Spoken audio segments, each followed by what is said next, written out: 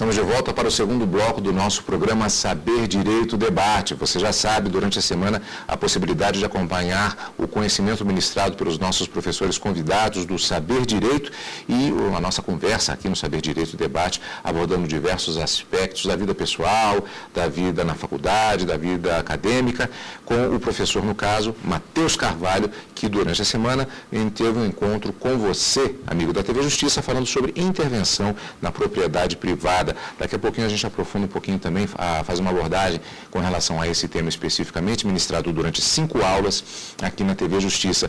Mas uma pergunta ficou no ar no final do primeiro bloco, que é o fato de que, como o professor atua atualmente como procurador da Fazenda Nacional, é ex-procurador do Estado de Goiás e especialista em direito do Estado, então foi levantada a seguinte questão. Por exemplo, um procurador da Fazenda, na expectativa de fazer uma sustentação oral da tribuna do plenário do Supremo, você sempre acompanha isso aqui em Saber Direito, ou melhor, aqui no direto do plenário, ao vivo, todas as quartas e quintas-feiras. Aí vem aquela questão, já se sabe que o procurador da Fazenda, que está lá, na expectativa de fazer a apresentação de argumentos em defesa de uma determinada causa, ele já tem a consciência de que o que ele faz é uma defesa do papel do Estado, muitas vezes em questões que envolvem, inclusive no caso especificamente da Fazenda Nacional, envolve a manipulação de dinheiro público e às vezes até o resgate de uma determinada quantia em dinheiro que é devida para o Estado. A pergunta é a seguinte: o cidadão que acompanha, por exemplo, o direto do plenário, será que a maioria deles tem consciência de que o procurador naquele momento ele faz uma defesa do próprio contribuinte, ou ele imagina ainda o Estado lá e eu aqui? Esse é um problema, como eu disse, recorrente, né, no Brasil. As pessoas entendem o Estado como inimigo. Mas eu repito o raciocínio de que, se você é um sujeito pagador de seus tributos, certamente você está se enxergando defendido ali. Não seria justo, certamente, aos seus olhos, que você pagasse seus tributos todos os dias e que o dinheiro público fosse desviado em virtude da falta, da ausência de pagamento de tributos por outras pessoas que recebem ou ganham, às vezes, muito mais dinheiro do que você. Empresas e grandes empresas que lucram às suas custas e que não querem contribuir para o funcionamento da sociedade. Então, a maioria dos nossos grandes devedores, obviamente, são pessoas jurídicas, né? Grandes empresas que exploram a atividade econômica, que estão aqui no Brasil, algumas multinacionais, transnacionais, que estão aqui no Brasil, explorando a atividade econômica, lucrando às suas custas, vendendo seus produtos para você, repassando os tributos indiretos para você pagar, e no momento de pagar os tributos diretos, essas empresas se furtam ao pagamento dos créditos públicos. Com certeza a atuação do procurador da Fazenda é a atuação de defesa do contribuinte, do real contribuinte, né? Porque a gente normalmente pensa em contribuinte como qualquer pessoa, qualquer cidadão, isso não é verdade. Do real contribuinte, daquele que contribui e não daquele que deixa de contribuir quando deveria.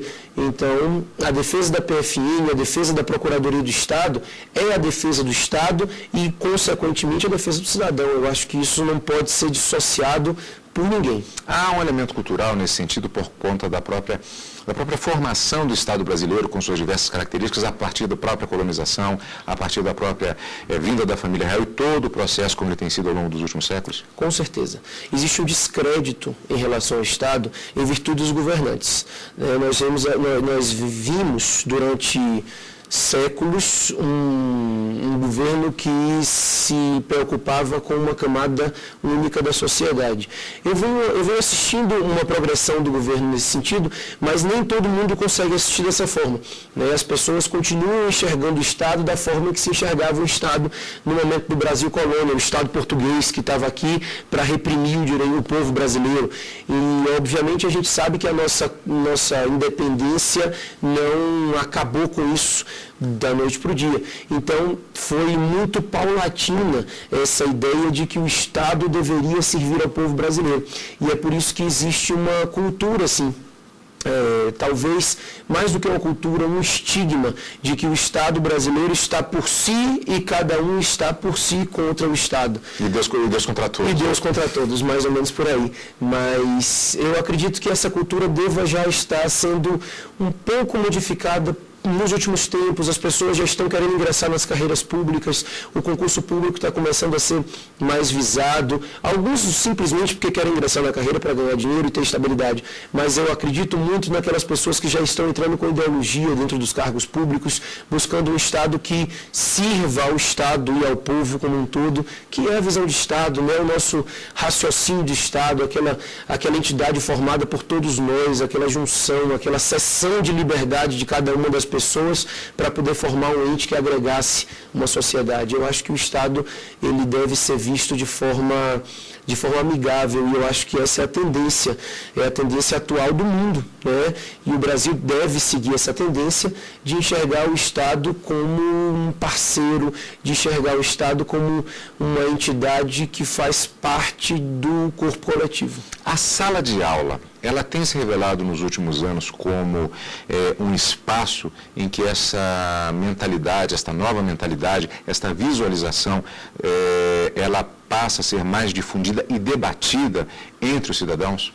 Com certeza. E eu acho que é muito importante você trazer a sala de aula aos cidadãos. Eu acho que a iniciativa do Saber Direito é uma iniciativa louvável. A ideia de você trazer, já que o cidadão não vai à sala de aula, você trazer a sala de aula ao cidadão para que ele comece a enxergar o que é que a gente pode esperar da atuação pública, ele enxergar o que é que a gente pode esperar do Estado e o que é que a gente deve esperar do Estado.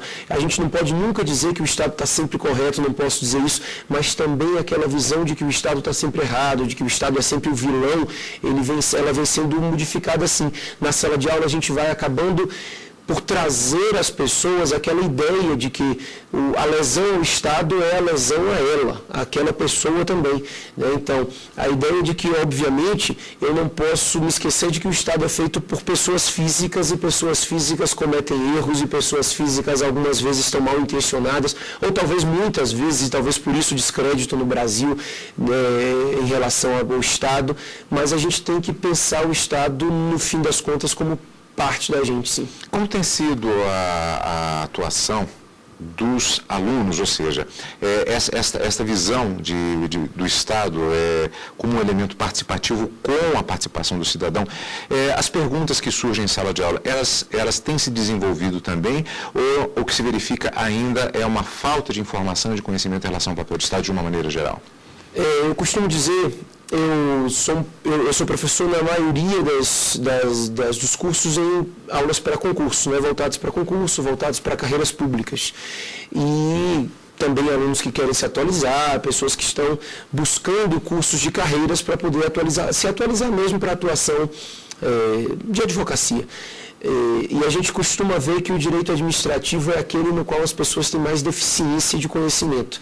Eu costumo conversar com os outros colegas e dizer, não, essa turma é muito forte, essa turma é muito boa, os alunos sabem bastante, e quando eu entro em direito administrativo eu consigo encontrar 2, 3 alunos que se destacam, que simpatizam com a matéria, e uma grande maioria que enxerga o direito administrativo ainda como preconceito. A gente vai vendo essa difusão do direito administrativo ainda muito, mas muito paulatina mesmo, tá? Não só dentro da faculdade, mas aí na faculdade eu já te expliquei esse problema de você começar a enxergar o direito administrativo já no fim do curso, mas também para os profissionais do direito, né? Eu vejo eles enxergando o direito administrativo de forma complicada. O professor, não é algo de direito administrativo, não é assim, que matéria, né, para você escolher? Então, o direito administrativo não é muito bem visto, não é visto como uma matéria divertida, não. Mas as pessoas, aos poucos, e eu acredito que eu tenha um papel nisso também, eu e outros professores, esse papel de tornar o direito administrativo mais simples, tornar o direito administrativo mais fácil, porque inclusive ele é muito menos complexo do que o direito privado, um direito privado no qual cada pessoa chega lá e, claro, dentro dos limites da lei, define a vontade, a autonomia privada, e a gente tem regras diferentes para situações idênticas. No direito público você tem uma regra única, você tem uma atuação mais simples. O direito administrativo e o direito público como um todo, como ele estabelece uma atuação específica, uma atuação única, tanto do Estado quanto do administrador público, ele acaba sendo um direito muito mais simples de se aprender, um direito muito mais... como é que eu posso dizer, um direito muito menos complexo, muito menos rico em diferenças do que o direito privado. Eu vou apelar de novo para o marketing, eu vou insistir um pouquinho nessa questão, inclusive, sobre a visualização desse ramo específico do direito, porque eu me lembro também de uma outra colocação, insisto, novamente vou fazer uma observação do ponto de vista do marketing, não para se elaborar o marketing para o direito, não é isso, mas que é um ponto específico, que é aquela visão que muitas vezes as organizações têm de si mesmas. Então, por exemplo, um caso bastante citado, um case bastante citado, de determinada empresa que trabalhava num determinado momento no boom do transporte ferroviário nos Estados Unidos. Então, ela se via como uma empresa de trens. Com o desenvolvimento dos meios de transporte, com o desenvolvimento da aviação, por exemplo, outros meios de transporte começaram a se desenvolver e a aviação ganhou uma grande força e a empresa de trens começou a se tornar deficitária. É citado no caso que, não sei se fictício ou não, francamente, mas que uma diferença fundamental para a manutenção dessa empresa no mercado, na atuação, sendo uma empresa não deficitária, foi uma mudança de visão de si mesma. Ou seja, nós somos uma empresa de trens, ou nós somos uma empresa... Qual é o nosso negócio? Nós somos uma empresa de transporte. E essa mudança na própria visão, ela foi fundamental. Há uma visão ainda de que o direito administrativo é apenas o estudo de uma série de burocracias para dificultar a vida do cidadão, e isso seria melhor visto se o direito administrativo passasse a ser visualizado como um direito que estabelece uma relação entre o cidadão e o Estado. Há essa carência dessa visão específica com relação ao direito administrativo? Sim, de fato, é importante a gente saber que as burocracias existem e que o direito administrativo regulamenta elas, sim. Mas a burocracia ela não é para dificultar e para complexar a relação entre o Estado e o cidadão, não. Elas são garantias do cidadão. Cada situação burocrática que você enxerga no direito administrativo é uma garantia que o cidadão deve se ater. Ou seja, se eu quero contratar com o Estado, eu preciso participar de uma licitação pública. E você vai me dizer, uma licitação pública muito burocrática, com abertura de envelopes, com uma demora muito grande na escolha do vencedor. E eu vou lhe dizer, isso não é uma burocracia, isso é uma garantia. É uma garantia de que você pode contratar com o Estado assim como qualquer outra pessoa. Para você ingressar na carreira pública, você precisa fazer concurso. Você diz, muito burocrático, eu vou ter que estudar, fazer uma fase, 2, 3, e eu vou lhe dizer de novo, essa burocracia ela é uma garantia para você, cidadão, de que qualquer um de nós pode ingressar na carreira pública. Ou seja, as burocracias, assim chamadas, eu não gosto muito dessa expressão, mas eu diria, as limitações que o Estado se submete, elas são limitações que existem em face do cidadão. Ou seja, a limitação ela é uma garantia do cidadão em face do Estado. O Estado não se agrada das burocracias. Ou seja, se você raciocinar uma licitação pública, se você raciocinar um contrato administrativo, você vai enxergar ele muito mais prejudicial do ponto de vista do administrador, que gostaria de estar contratando com muito mais praticidade, do que do ponto de vista do cidadão. O cidadão ele se vê muito mais beneficiado, embora ele não se veja, ele é muito mais beneficiado do que prejudicado pela burocracia. A ausência de burocracia do direito privado, ela existe por quê? Porque eu sou dono de uma empresa, eu contrato quem eu quiser, minha mãe, meu parente, meu tio, meu colega e meu primo. Eu faço uma empresa familiar e não chamo mais ninguém, mas eu não posso fazer isso em face do Estado. Em relação ao Estado, a situação é muito mais complexa. E essa complexidade, ela decorre do respeito ao cidadão que o direito administrativo impõe. Existe uma visão do direito administrativo como um direito do Estado. E ele é um direito do Estado.